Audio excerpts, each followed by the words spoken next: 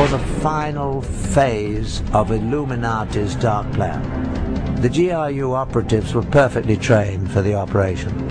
In time of Cold War beginning, in the mid, in the end, actually all time of our military service, we were used in military preparation of former Soviet Union for the future war against America. Beside their military education, GRU operatives underwent 3 years of exhaustive training. They learned to use all the tools and techniques of the spy, and they became experts in explosives. Once fully trained, the GRU agents were moved to assignments in foreign countries. Some were given diplomatic covers and went to work in embassies. Others assumed positions as journalists, as is the case in the secret documents we obtained with the insignia of the Illuminati. One was Stanislav Lunev, a former GRU colonel, who in 1992, after 20 years with the agency, would become Russia's highest-ranking military officer to defect. In his book and in an exclusive interview with us, Lunev gives a first-hand look into the GRU.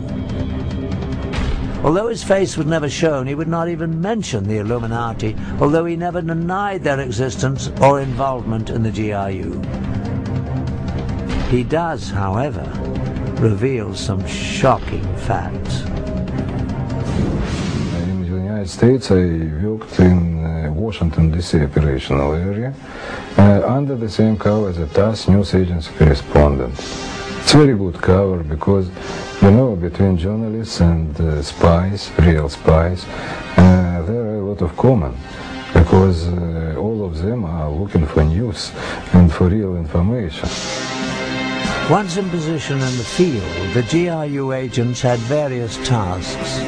One was to help coordinate terrorist campaigns to destabilize unfriendly governments. GRU officials have now revealed that during the Vietnam War, the agency invested over $1 billion promoting the anti-war campaign in the US. This expertise at manipulating governments was a skill that fit exactly with the Illuminati's future plans for overthrowing governments.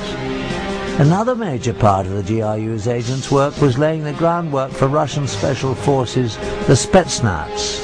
These elite troops under the GRU would penetrate countries to perform military sabotage when needed.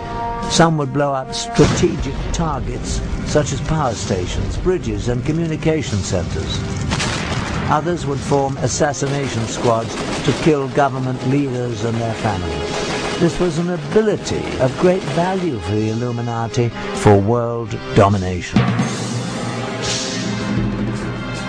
In order to bring the Russian special forces into foreign countries when required, the GRU needed to assure themselves that they would have access to cross the borders. For this, they relied on the expertise of the KGB. The agency excelled at gaining entry into unfriendly countries. They needed to be able to consistently position their spies and smuggle out information. Again, the KGB often used sex and blackmail to accomplish its goals. In this hidden camera film, the man on the right is a KGB agent acting as a raven, a male whose job is to seduce someone to commit espionage. This raven is in the process of setting up a Mexican border guard. I'll get it replaced. Okay. More. So it's very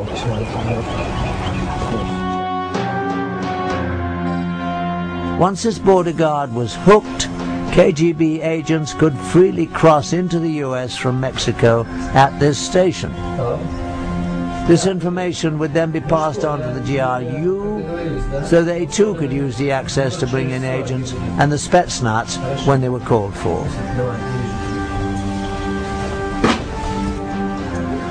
So, will you call me? I call you. You will? Anyway, I'll contact you, you know what I mean? I'll call you. I'll find you, then I'll call you. Are you okay? I'm okay. Okay. To execute the plan for global chaos and military coups, the secret brotherhood used the GRU to position sleeper agents and devastating weapons around the world. These weapons would stay hidden in strategic places until the day they would be needed. At that time of the Illuminati's choosing, the agents would come out of hiding and the weapons used.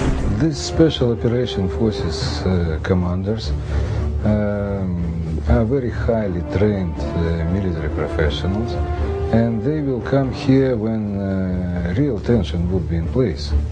And they need to have very special weapon system to destroy very highly protected targets. So they will have nuclear weapons, chemical, biological, other weapon system. The most frightening weapons to be smuggled in were the small nuclear devices that have become known as the nuclear suitcase bombs. These weapons could be moved easily by one person, but had awesome destructive capabilities. Once they were in the US and other enemy countries, the weapons were hidden in safe places and could be retrieved in time of war. It is estimated that a frightening number of these nuclear devices were positioned in the US and other countries. In all probability, these nuclear devices remain hidden in their secret locations, all ready for use today. Thanks to the newly opened files of the KGB, we've had a shocking look at how the Illuminati has over the years manipulated the world's institutions like the Vatican. And we have seen that devastating weapons have been positioned around the world. We have focused on only Russia's connection to the Illuminati. Since Adam Weishaupt founded the secret organization in 1776, its tentacles have extended into many other nations around the globe. Even the United States shows telltale signs. The most obvious is on the back of the US $1 bill. Prominently displayed are the pyramid and the eye, the Illuminati's insignia put there in 1933 by order of President Franklin D. Roosevelt. Underneath are the Latin words Novus Ordo Seclorum, which translates as New World Order. Can the unthinkable plan for Illuminati global domination be stopped? The only thing a secret society fears is being exposed. Today, books on the frightening subject are gaining wide distribution. The internet is filled with information about the secret organization.